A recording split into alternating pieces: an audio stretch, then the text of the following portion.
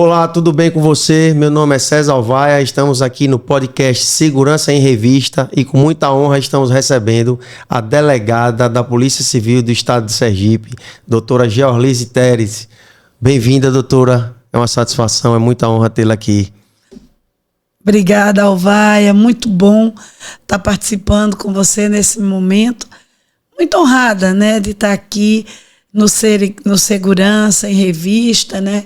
Esse podcast que eu sei que vai tomar o Brasil, porque eu sei a qualidade do seu trabalho e do seu compromisso. Muito obrigado, fico muito feliz e orgulhoso de tê-la aqui conosco para dar oportunidade a todos os nossos espectadores aí nesse primeiro episódio. É um marco, é uma realização de um sonho. E nós vamos falar sobre as carreiras policiais, especialmente a sua conquista, a sua luta, a sua progressão na carreira, as suas atividades. Você também foi árbitra de futebol, a primeira mulher. Então é só tudo aquilo que o nosso telespectador quer.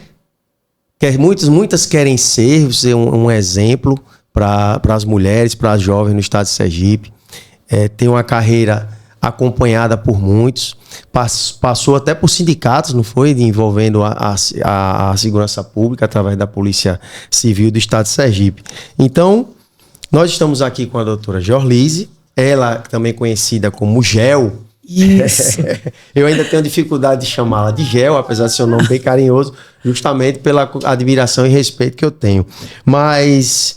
Então, doutora, já vem a nossa primeira pergunta. Como foi que você iniciou na Polícia Civil do Estado de Sergipe? Alvaia, você sabia que eu morria de medo de polícia? Eu sou filha de um povoado e aí, assim, sou num povoado sertão, né? Então, arma para mim era um negócio que só se via para matar gente. Então, imagine ser policial e usar arma. Meu Deus do céu, nunca passou pela minha cabeça. Mas como eu disse, eu sou filha de um povoado. Minha mãe faleceu, eu tinha 16 anos. Ela faleceu com 37. E aí eu fiquei cuidando dos meus 6 irmãos, 5 na verdade, porque uma ficou no Rio de Janeiro. E quando meu pai casou novamente, casou rápido, se casou pouco tempo depois, ele sabia que eu queria muito estudar e me mandou para o estado de Sergipe, para Aracaju, porque eu tinha um primo aqui. E esse primo ia me ajudar a estudar. Então eu vim para cá, para Sergipe, para estudar. Aí passei, né? Terminei 2º grau. Graças a Deus passei no meu primeiro vestibular para a Universidade Federal de Sergipe. Show. E aí estava chegando o tempo de me formar. E eu não tinha trabalhado em absolutamente nada do direito.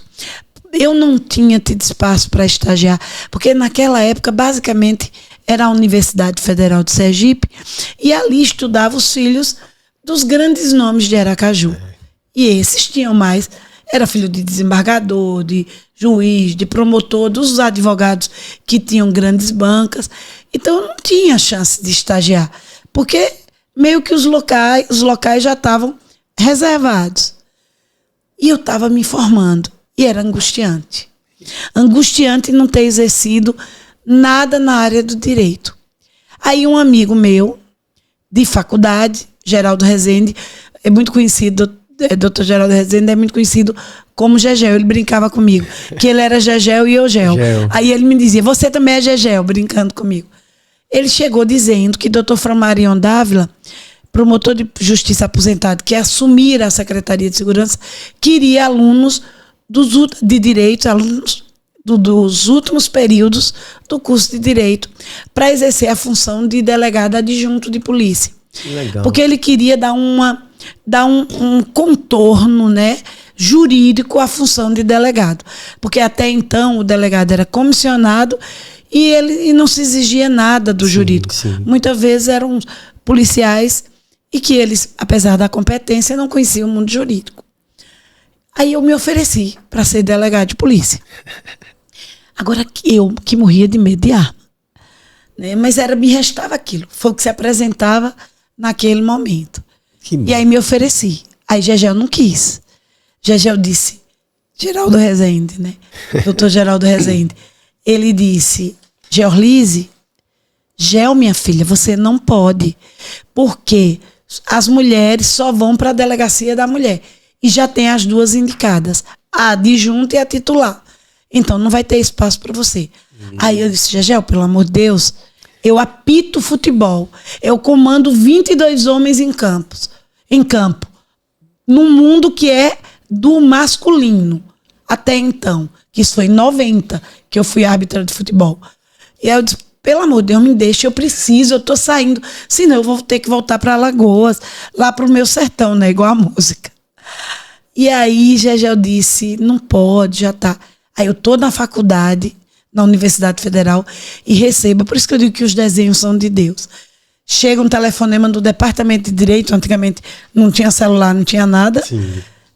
Chama a Georlise, ela tem que se apresentar agora na Secretaria de Segurança para tomar posse. Um homem não quis assumir a delegacia de roubos e furto de veículo. Teve medo. E é natural, medo é do ser humano. Mas eu, Georlise, mulher, queria trabalhar e não importava onde me colocasse. E aceitei. E assim foi o meu primeiro ingresso na Secretaria de Segurança. E menos de 2 anos depois, doutor Flamarion chega e diz assim, olhe, estudem, porque eu vou fazer o concurso. E quem não passar vai ficar de fora. Não vai ficar uma pessoa comissionada. Não vai ter aproveitamento de cargos. Nossa, isso foi uma ducha de água fria para todo mundo. Né? E aí eu disse, agora. E eu não queria fazer o concurso, porque nesse período eu já tinha um destaque na minha profissão. Em 2 anos eu consegui fazer meu nome. E aí eu dizia, meu Deus, o povo quer que eu seja delegada. E eu não me preparei porque eu estava trabalhando.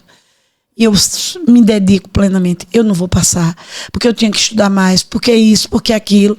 Aí meu esposo olhou para mim e disse, você foi delegada quando mulher não podia ser. E agora vai dar para trás no concurso. Você nunca disse não às coisas por medo só. Você mesmo com medo foi. E com medo eu fui. E graças a Deus, fui uma das poucas aprovadas, das que estava na carreira. Né? Eu acho que eu sou a única mulher que é aprovada. Vieram outras mulheres, mas elas até então não tinham nenhum vínculo com a carreira. E infelizmente um monte de colegas foram reprovados. Né? Gente muito boa. Mas infelizmente não conseguiu êxito no concurso. E eu fui aprovada, estava entre os primeiros ali, né? Eram 55 vagas, mas infelizmente só passaram 23 e só assumiram 18. Então foi assim que eu chego na Polícia Civil. Já começou cheia de desafio, né? Que seria a próxima pergunta. Quais são os desafios na atividade de delegada de Polícia Civil? Não só como mulher, mas na sua rotina como gestora de equipes. Você falou que começou como já na roubos e furtos. Roubos e furtos e veículos. Já chegou no combate ao crime. Cheguei chegando. Numa época que o crime precisava ser combatido. Ser combatido mesmo, e furto de veículo era. E veja, nós não temos a tecnologia que tem hoje. Hoje você tem a OCR espalhada pela cidade, você tem um cinturão digital que lhe auxilia, né, que captura uma placa, que já diz, né, se a placa, com todos os sistemas de tecnologia, já diz se o carro é furtado, se não. Eu cheguei na época do Telex. Você imagina. Aí a gente mandava um pedido para a Bahia, chegava 2, 3 meses depois, se o carro era furtado ou não, ou roubado. Veja, era muito difícil mesmo, né? E eu chego na furto de veículo, enfrentando... Aqui tinham quadrilhas de furto de veículo. E a gente sabia o nome das... Tinham 2 muito fortes. Na época tinha colete balístico já? Já. Essa parte nós tínhamos. Mas veja, era tudo muito mais rudimentar, muito mais inicial, muito mais... Nós não tínhamos nem academia. Quando eu entrei, não tinha academia de polícia em Sergipe. Tanto que nós, os primeiros delegados, fomos para Minas Gerais. Quem formou essa estrutura de polícia que está aí, fomos os 18, com os erros e acertos. O que está aí foi começado por nós. Obviamente que evoluiu. Mas a polícia do estado de Sergipe foi montada por esses 18 homens e mulheres, 5 mulheres e 13 homens, que deram esse formato de hoje ser uma das polícias mais respeitada do país. E aqui tem um nível de elucidação, um percentual de elucidação, um dos mais altos também do país. Então, veja, eu tenho orgulho de dizer que eu comecei essa instituição com os meus outros 17 colegas, né? E, veja, os desafios foram muitos. Primeiro, uma instituição que era machista, sim, estruturada para receber homens, sim, e não mulheres. Porque o domínio da segurança pública, ainda hoje o desenho, é muito difícil para quem entra, imagine, há 36 anos atrás. Exatamente. Né? E a gente chega nisso, nesse contexto, e enfrentando, né? Para ter ideia, eu sou nomeada e recebo uma carteira e um revólver, sem nunca ter dado um tiro, sem nunca pegar nenhum revólver. Só que quem me conhece sabe que eu gosto de fazer as minhas coisas fazendo, sim, com compromisso. Primeira coisa que eu fiz foi conhecer, na época, o delegado Jocélio Franca Frois, sim, que era muito bom, né, muito bom atirador, muito bom instrutor de tiro. Foi militar do Exército. Sim, também, militar do Exército, e tinha uma aptidão natural, né? Eu acho que se ele quisesse ser um sniper, se tivesse dedicado, seria, porque ele tinha uma aptidão, além de uma técnica primorosa, muito apurada. É o doutor Jocélio Frois. Jocélio Franca Frois. Franca Frois, aí, um e abraço aí, doutor Jocélio. Eu peço a Jocélio para mim dar umas aulas. Ele tinha um stand, e aí a gente vai para o stand e aprender a tirar. Então, são tudo isso. E eu lembro que na primeira fala que eu tive como secretária, um colega disse, tá vendo o que dá voz à mulher? Sim. Só que a voz não tinha sido dada à mulher. Essa mulher tinha conquistado, através de um concurso público, igual a todos os homens, concorrido com todos os homens, e estava ali porque estava aprovada. Então você tinha piadinhas de mau gosto, coisas dessas horas. Necessidade de se provar todo dia. Todo dia você tinha que mostrar que você era boa e que estava preparada para aquele espaço. E assim, eu sempre levei com muita leveza. Nunca me preocupei muito em impressionar. Eu não era um homem assumindo o cargo de delegado. Eu era uma mulher inteira assumindo o cargo de delegada. Exatamente. E eu seria eu. Eu não quis mudar, imitar padrões masculinos. Botar minha arma na cintura para mostrar que eu, tanto quanto homem, eu usava a arma. Sim. E era tão boa quanto eles. Eu não precisei mostrar isso. Na verdade, eu me recusei a me tornar a postura masculina, sim, dentro da polícia. Perfeito. Eu adotei a minha forma de ser e a forma Georlise de ser, né, de conduzir. E você imagina, com 23 anos, primeiro emprego, novinha, e já chegar para dirigir, porque delegado, acima de tudo, é um gestor, é um líder. E você precisa ser líder e saber liderar e conduzir a equipe. Excelente, doutora. Então, assim, sua carreira até onde chegamos hoje, tem como falar um pouquinho dessa progressão, dessa ascensão, desse comando? Olha, da menina que chega com 23 anos, que tem medo de revólver, que tem medo de arma, e depois essa menina assume e é apaixonada por ser delegada de polícia. Eu sou delegada de polícia hoje por opção. Eu tinha a possibilidade de fazer outros concursos, mas a Polícia Civil foi a porta aberta para a cidadania. O cidadão que chega aviltado, a cidadã que chega violentada, é ali onde a gente pode acolher, ali onde a gente pode prestar um serviço de qualidade. E eu percebi que eu gosto disso. Gosto de atender gente, gosto de cuidar de gente. E a polícia foi esse espaço, né, essa porta larga para que o cidadão e a cidadã procure. E aí a menina que chega com medo de arma, com pavor de ser polícia, mas vai por necessidade, se apaixona e faz uma carreira, hoje com 36 anos, e graças a Deus assumi quase todas as delegacias que você imagine, todas as funções de direção da Polícia Civil à época. Hoje tem muitos outros cargos que são criados, mas os cargos todos da época, corregedora de polícia, diretora de academia de polícia, coordenadora da capital e do interior, enfim, todas, a superintendente hoje, delegado geral, né, seria a delegada geral, eu assumi. E para além disso, além dos cargos próprios da Polícia Civil do nosso estado, eu ainda sou alçada à condição de um cargo que é um cargo de indicação política, e eu não tinha ninguém, eu não tenho ninguém da política em Sergipe, eu não conhecia ninguém, mas o meu trabalho me alçou, né? Acho que é um caso que não é muito comum, mas o meu trabalho me alçou a condição de secretária de Estado da Segurança Pública e a primeira mulher a ocupar esse cargo. Eu já tinha ocupado tudo na Secretaria de Segurança atinente à Polícia Civil, chegando inclusive a ser a primeira mulher, e não mais na Polícia Civil, mas na própria Secretaria de Segurança, a ser a primeira mulher a dirigir o Departamento Financeiro, de Administração e Finanças da Secretaria de Segurança. E dali eu saio para ser a primeira e única mulher secretária de Segurança.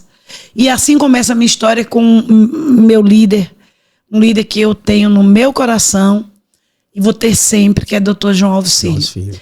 Ali a gente começa uma história e ele me leva para ser também a primeira mulher secretária de Justiça, de Estado da Justiça de Sergipe. Até bem pouco tempo eu era a única, mas hoje tem a doutora Viviane Pessoa, também delegada de polícia, é a segunda mulher a ocupar a pasta, mas eu fui a primeira. Né?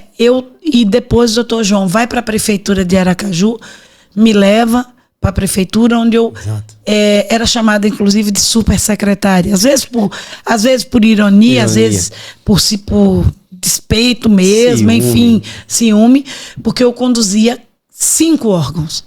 Né? À época, a SMTT, que passava por um problema seríssimo, onde nós tiramos a empresa do sistema que puxava o sistema para baixo, botamos a melhor empresa até hoje no sistema, que é a empresa Atalaia.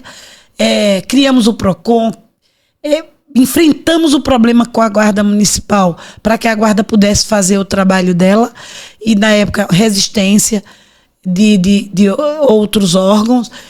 E não era como hoje a Guarda tem estatuto, hoje tem decisão do STF, está muito bom para a Guarda hoje funcionar. Na minha época, até ameaça de prisão nós tivemos, e eu tive que enfrentar as instituições comandadas e dizer, na verdade, a base toda entendia, mas as vaidades, né, das direções não.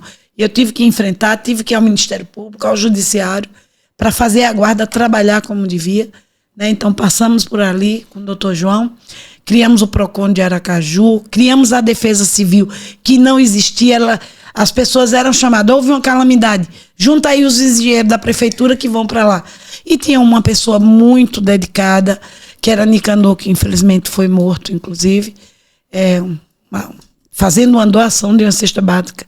Ele é morto. Então ele era muito dedicado e funcionava a Defesa Civil graças à dedicação de Nicanor, mas não era institucionalizada. Nós institucionalizamos, e na prefeitura de Aracaju eu ainda passo um tempo pequeno, mas passo pela Secretaria de Planejamento.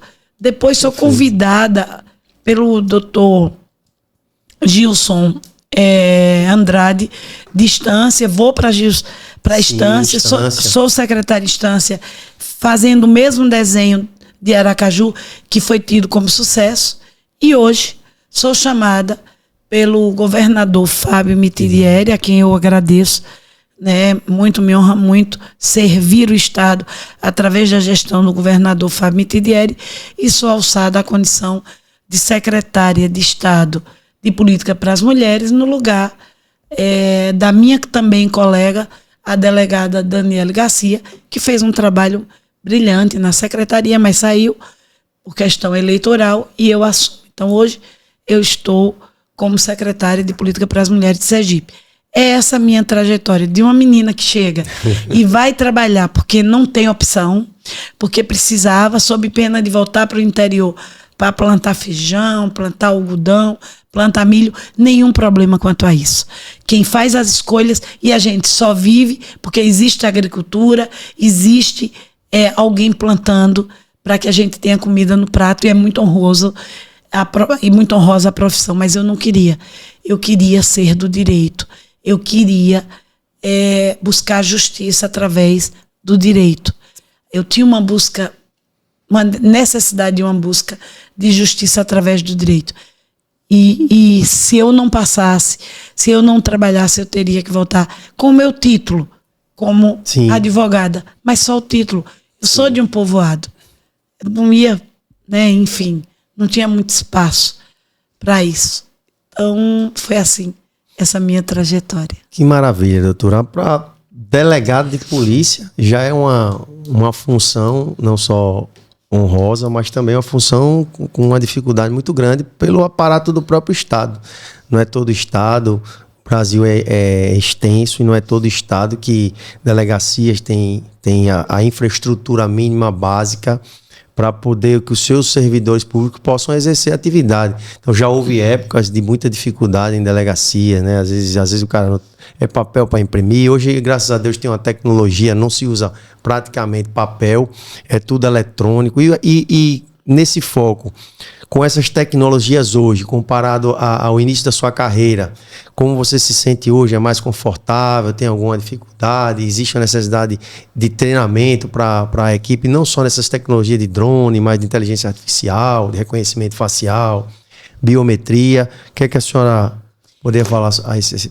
Eu penso que nós, seres humanos, é que temos que entender que a tecnologia ela vem para nos auxiliar. As pessoas têm dúvida e falam muito. A IA veio e daqui a pouco vai estar mandando no humano. Se nós deixarmos. Porque ela foi criada por nós. Em tese, o domínio é nosso. E para isso, o que eu fiz ao longo desses 36 anos?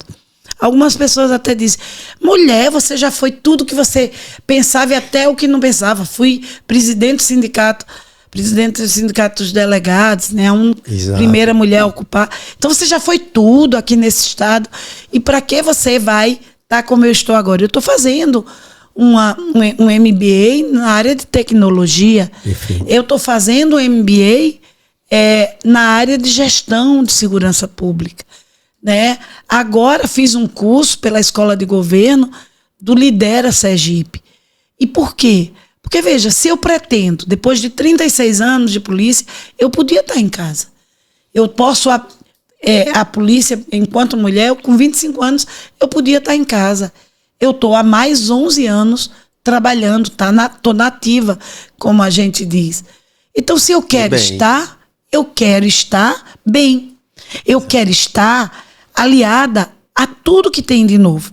E veja, quando eu entrei, Alvaia, a gente fazia um inquérito, um flagrante, colocava 8 folhas de papel ofício, carbonos, né, para fazer esse relatório. Flagrante, né? E relatório, enfim, tudo era dessa forma na máquina de escrever. Hoje, o processo de IA nos ajuda. Agora, é preciso que a gente domine e não deixe ele dominar. O que está acontecendo hoje é que as pessoas deixaram de ler dicionário, né? De aprender a ler, a escrever. As pessoas escrevem de qualquer jeito porque a tecnologia escreve por eles. Então, a gente está, de algum modo, o ser humano se emburreceu, ficou preguiçoso, porque a IA respondeu por ele. Responde tudo. Então, isso vai ser cobrado algum dia. Exato. Então, o que eu acho é que fenomenal todas as tecnologias. Como é que um delegado de furto de veículo pode prescindir de um OCR? Pode prescindir das câmeras da nossa capital. Exato. Mas o delegado de homicídio do mesmo jeito, a delegada de furto de veículo do mesmo jeito, a delegada da mulher do mesmo jeito. Porque é essa tecnologia que robustece o que é mais precioso no inquérito policial, que é a prova técnica, a perícia, os elementos que você consubstancia e que entrega ao judiciário, ao Ministério Público, para que ele acione, né, que processe uma ação penal de tal modo para responsabilizar o agressor. Então, veja, você tem uma série de coisas. Né? Hoje você tem os DNAs, onde num crime sexual você consegue ir buscar, né, esse identificar, elemento. Né? Identificar. Hoje o avanço genético das provas. Exato. Maravilhoso. Quando na minha época, como eu digo, era muito rudimentar, muito elementar, sabe, as coisas. E a gente ainda assim tinha que descobrir, tinha que investigar. Levava muito tempo. Então o que você tem que fazer? Não tem medo da tecnologia, não tem que ter medo do que é tecnológico. Ele não pode lhe assustar. O que você deve é dominar essa tecnologia. Conhecer e dominar. Conhecer e dominar. Perfeito. Para que use isso. Imagina hoje para fazer um relatório. Eu tive um relatório onde eu ouvi quase 98 pessoas. E eu estava fazendo esse relatório, né? Enfim, no computador, na verdade, construindo esse relatório. E eles já estava com quase, acho que estava com 100 e poucos laudos, porque era um relatório de um inquérito com mais de 600 páginas. Aí eu peguei aquele relatório que eu tinha minutado, me dê aqui, me dê esse mesmo relatório, não suprima nada e mande para mim esse relatório de modo mais condensado, mais preciso, mais conciso. De 110 folhas, ela me mandou 46. Lauda. E aí eu fui ler, estava igualzinho ao meu. Eu estava sendo repetitiva, porque eu não conseguia perceber. Entendi. A IA percebe. Aí né? ela reduziu. Ela reduz, ela percebe. Exato. E aí ela lhe entrega um produto melhor.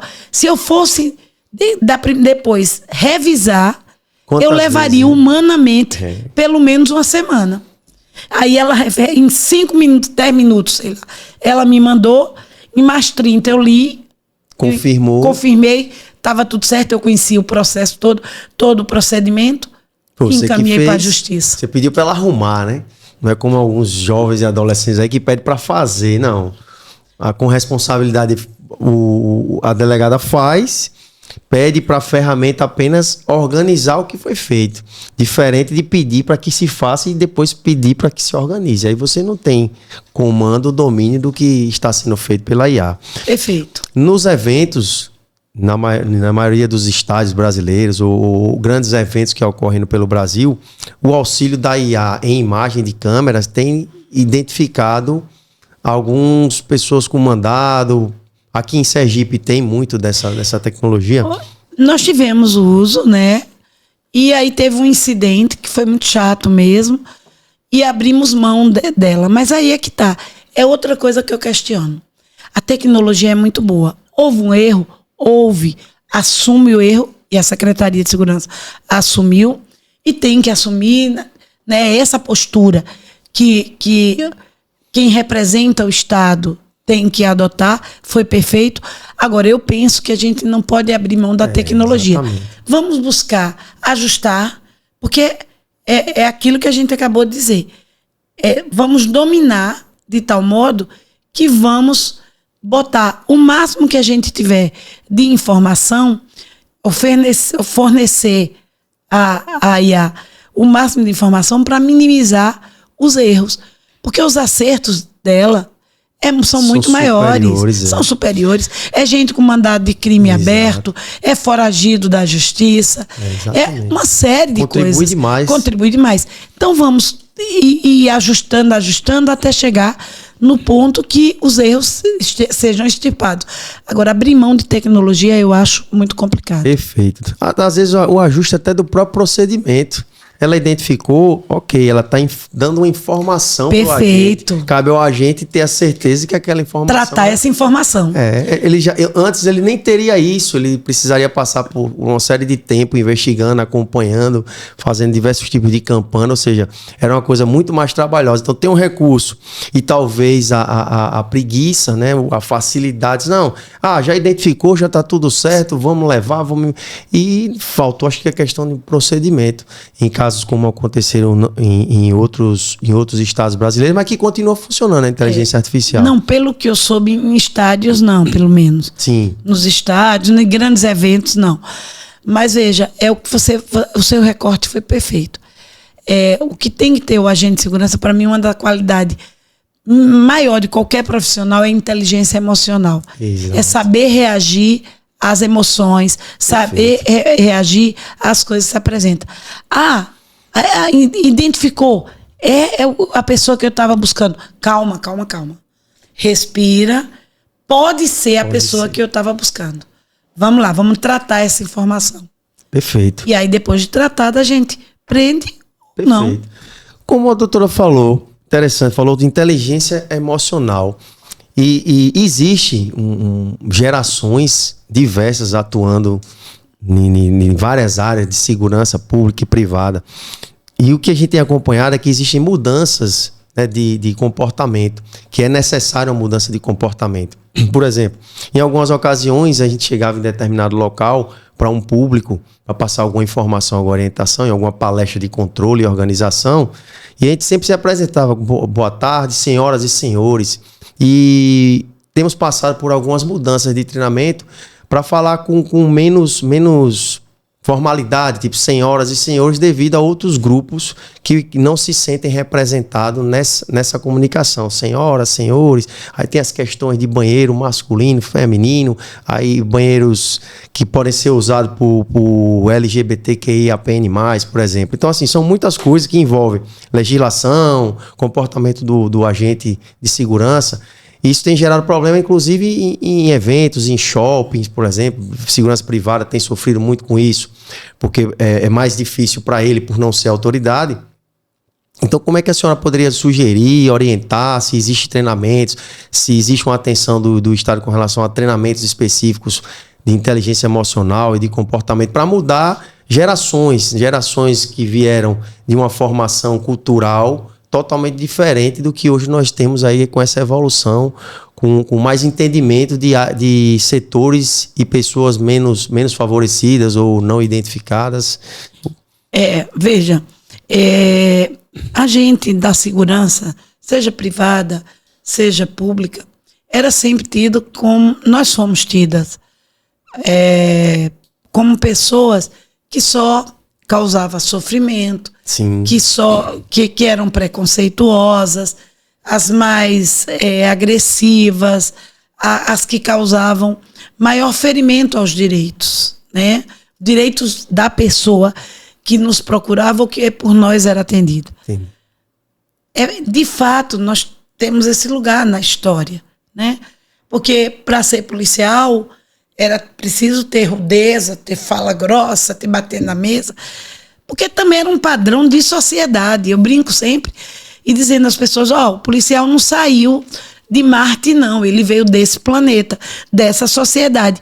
E esse estilo, quem criou foi a própria sociedade, porque ele sai da sociedade. E a sociedade espera do policial, muitas vezes, quando tudo dá errado, é que ele venha com essa truculência quando ela é vítima de alguma coisa, mas aí a policial tem que ser, mas quando ela é autora, aí o policial tem que respeitar a lei e aplicar a ela o que a lei diz. Então não é melhor que para todo mundo se aplique a lei? Então, por nós estar nesse lugar, eu acho que foi exatamente a segurança pública. E acho que a segurança privada também entrou nessa linha. Fomos nós quem mais nos colocamos disponíveis para aprender o novo. Perfeito. Para aprender a como dialogar, como agir. Não à toa, a nossa academia de polícia toda hora está fazendo curso de inteligência emocional, de comunicação não violenta, né? de mostrando como atender todas as pessoas, aprendendo que um bom cumprimento é bom dia a todas as pessoas, porque todo mundo é gente, todo mundo é ser humano, né? Então, você aprendendo que segurança pública lida com gente para gente. Então, nós temos, só quer dizer César Alvaia. Perfeito. Mas fica à vontade. Nós temos feito o dever de casa. Agora, obviamente, que como você bem disse, são gerações que se entrelaçam. Algumas gerações permitem avançar nesse conceito. Mas também é fato, e é verdade, que tem jovens que são muito mais radicais e que se permitem muito menos a evoluir, a aprender, do que aqueles senhores e senhoras lá atrás. Porque vai muito do pessoal, vai muito do seu entendimento e dos seus valores. Mas enquanto instituição, eu penso que nós temos avançado e colocado à disposição do servidor mecanismos para que ele maneje com mais segurança, né, a sua profissão. Hoje a secretaria, por exemplo, eu estou fazendo inglês Aliás, me candidatei agora para o inglês. E faço uma MBA paga pelo Estado de Sergipe. Perfeito. Toda hora o governo do Estado de Sergipe está ofertando curso através da escola de governo. Agora, você não obriga. Sim, exato. Alguns cursos você não obriga. Você tem que e é preciso que querer. O servidor se permita. Obrigado. Para fechar só mais um assunto, eu sei que o tempo passa rápido quando o papo é bom, mas com relação a essas câmeras corporais, a maioria das forças policiais hoje tem adotado o uso dessas bodycams, as câmeras corporais. Inclusive aqui em Aracaju, Sergipe, já temos vários postos de serviços da segurança privada que já utilizam essas bodycams. Alguns procedimentos deixam que o profissional trabalhe às 12 horas com ela ligada e ao se dirigir para o sanitário, para fazer alguma coisa particular, alguma necessidade, ele entrega para o superior hierárquico e fica com aquela câmera ali que continua funcionando para que ele faça as suas necessidades e volte. Então, alguns procedimentos estão dessa forma. A Secretaria de Segurança Pública, a Polícia Civil, com essas... tem utilizado essa tecnologia, existe a previsão e usa de forma diferente. O que é que a senhora poderia falar a respeito do uso dessas bodycams? Olha, houve inicialmente uma polêmica, né, com as câmeras corporais.